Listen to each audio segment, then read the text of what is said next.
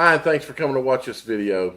Now we've got from Carolina Varsity. Now we got a big game in the Mecca between Hough and Vance. Yeah, big game for the conference championship on my short list, and I know it's on your short list as well, as you were invited. Looking at it on the field, Huff's won 3 in a row, and I saw they were back in the Sweet 16. Yeah.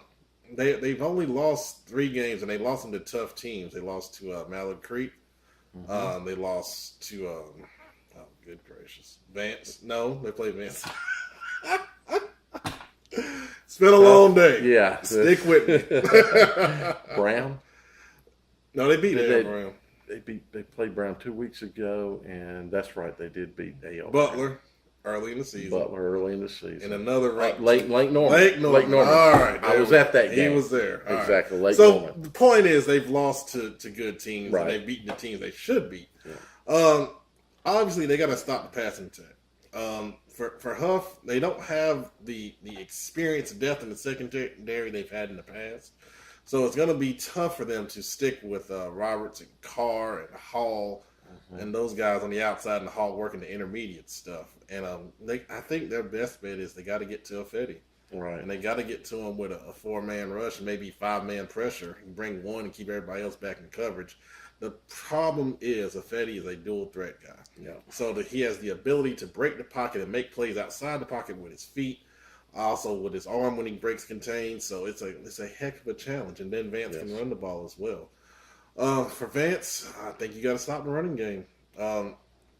When Hough has had success, they've been able to run the football on people with Nagy, and Fields kind of spelling him on that. Right. And Gibbs, when he does throw the football, he's been efficient. He hadn't put up a bunch of numbers because he's had targets get hurt all year long, but he throws it enough to keep people off balance, but Vance has got to step up and stop the run.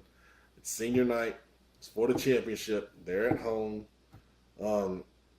In the past, this is where we've seen them choke, but I don't see it this week. I think it's too much talent. These guys are seniors. They have good leadership. It's their time, and I think they realize that. Yeah, last season we saw them go through that slump after the loss to Mallard Creek. Yeah. And they hit North Mac and Hopewell, and lost to North Mac, and what was a 14-12 Hopewell game. And then they followed that up with a great game against Hough, but they lost to Hough in overtime. Yeah, I remember that was on TV. Yep, I was at that game. 28-27 was that final. So one of my things about Vance is, where are they at up here? Are they going to bring it, or are they going to collapse? And I think if they bring it, that's going to be a hard team to stop. Fetty that's the best quarterback in the state. If you can get pressure on him, he can move and he can get out of the way. So his pocket presence is awesome. So he feels those guys around him. He knows when he needs to exit the pocket, and he's able to find those little alleys as he exits out. And man, a lot of times those turn into big runs. So he's not one of those guys that is going to lumber down the field. He moves down the field. They're going to have pressure. I do think they've got to disrupt his game, because everything's going to, if you can disrupt that game and then force them into having to do things through the run. Now, Vance can run, but I think if you force them into the run, you're forcing them where they don't really want to be, or where they're not going to be as dangerous. Exactly. However, Hall can be very dangerous from that halfback position. So good running back. They ran him a fair amount at the end of that Mallard Creek game. They do run him. That's my understanding is that's what he's going to play at the next level. Is going to be back there. So that's that element you got to worry about, is the guy. He can sit out there and run the field like a wide receiver, and I've seen him do that with him. And he can sit back there and pound the ball at you. Hough, like you say, I think it doesn't seem to be their nature, but Hough really needs to come out with something different, and I'm talking about passing. Gibbs is a smart quarterback, Right. and he's a good thrower. He reads well. His accuracy is there. Obviously, got to have somebody to throw to. And that's the thing. They're young in those positions on the outside. Right. Now, do they feel like they can do something against this Vance secondary? The Vance is obviously athletic back there. So I think that's going to be a challenge. They are, but that's where Wes Meck ran up all those points on them. Dude, Wes Meck is one thing. That's true. Definitely true.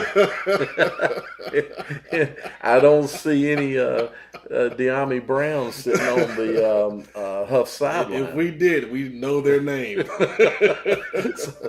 That's a very, very valid point. But I think you got to come out with some things they're not going to be expecting. Because I agree. Especially in a game like this. Exactly, because when I think about Hough, I think about running and being on schedule and staying on schedule, and yep, that's what they do. So I think one of the things that you do is you give them a different schedule, one they hadn't seen, and that might be part of the trick. But I haven't seen Hough do that over the last few years. So right. Don't know if they will, but it could make the game interesting. Nonetheless, I think it's going to be a very competitive I ball think game. so, too. It'll be a good game to watch. So Yeah. if you don't have anyone dog in a fight or you're a fan of a school that's already out of it, I'd go over to Vance and check out some good football. Yeah, so the report is calling a 45-24 Vance win. I did want to make a couple of comments. Okay. Vance has a championship trophy. I posted it, but I'm going to say it. I thought that comment was kind of like they didn't have a trophy. And then Big Dad, I had a comment to him. He was saying for Hough, he's picking a Hough win. Oh, yeah, I saw that. And Hough by 35 points. And I really think that if Hough wins, the score's going to be lower. I agree. I agree with that. In the 20s, 28 maximum. Mm-hmm. Now, granted, that's only about 7-point difference, but I'm really thinking that for Hough to win, they're going to have disrupted Vance so much that they're not going to put points on the board. And no.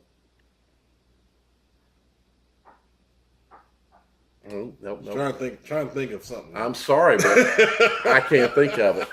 There's nothing to think of there. They do put up a lot of points, so to hold them back is to disrupt them enough. It's the A.L. Brown formula. A.L. Brown beat Vance with very good defense and enough offense to get it done. Huff's going to have to follow that same formula if you're going to win the football game. That's right. Now, Hough and A.L. Brown are not too dissimilar from each other, when you really think about it. So, all right. Good ball game Friday night. A little bit of rival atmosphere for the championship for Vance. If Vance loses, and Mallard Creek wins, then Mallard Creek's the champion. So, and one of us will be there. There you go. Thanks for watching.